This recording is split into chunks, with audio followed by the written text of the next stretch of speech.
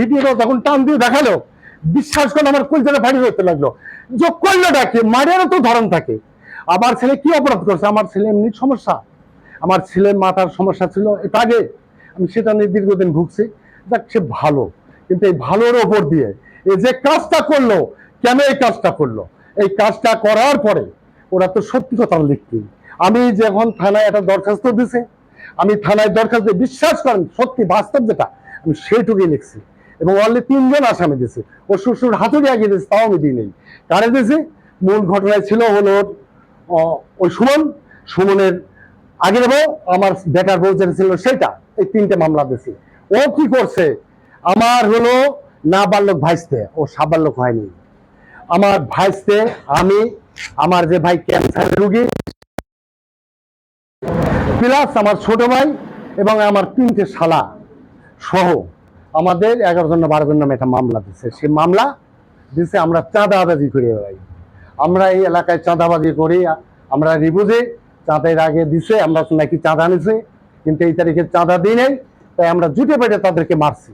তো আমার কথা হচ্ছে যে ওখানে সিসি ক্যামেরা আছে, যে আসলে আমরা যে তাদেরকে হাত দিলাম কিনা, মারলাম কিনা, কে মারলো পরিষ্কার দেখা যাবে। তা আমার সুস্থ তদন্ত করে আমার সঠিক বিচার, আমার ভুল হলে, আমার ছেলের ভুল হলে আমি বিচারক 100 বার মাথা পেতে নেবো, এবং আমার সুনাম আছে কিনা জানি না।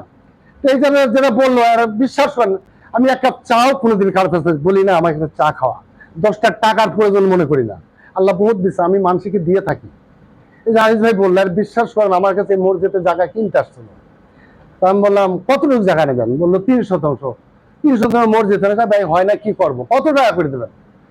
বলে কত করে চান? আমি 12 লাখ করে দেন। তাই ভাই পারবো না, তাহলে আপনি আর দরকার নেই, তো আপনার কালকে আসেন আপনাদের সাথে কথা বলবো। তো আমার মাইজের ভাড়াটা জন করে করে যা বললাম যে দেখ ওরা মসজিদ করার জন্য আসছিল, তাকে বেশ কিছু জমি আছে, কি করা যায়?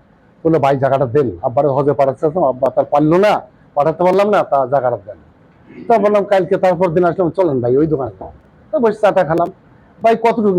দুপুর ভাইয়ের বাড়ির সাথে, দুপুর বাড়ির সাথে মসজিদ, আমার এলাকা না, মসজিদ জেলখানার সামনে। তো বললো ভাই 300 টাকা। ভাই 300 মসজিদ চাই, যে 5 হলে ভালো হয় না? তো ভাই 5 পাবো কোথায়? ধরুন যাতে আমরা দিই। তো ভাই আপনি এমনি দেবেন?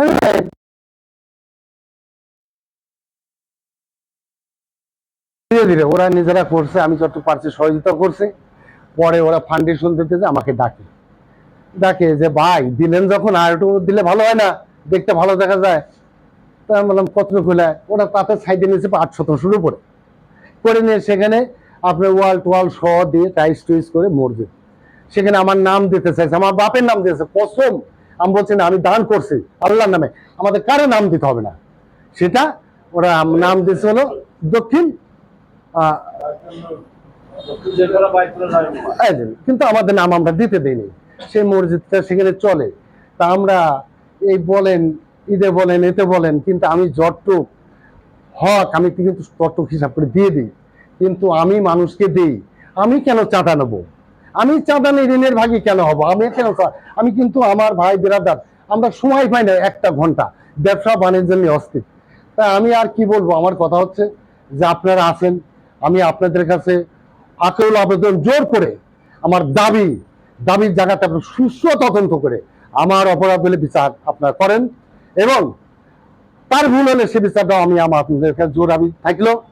কেন তারা এই লাইন থুয়ে ওই লাইনে যে আমার ছেলেটাকে এভাবে মারলো, এই জায়গায় আমার কষ্ট।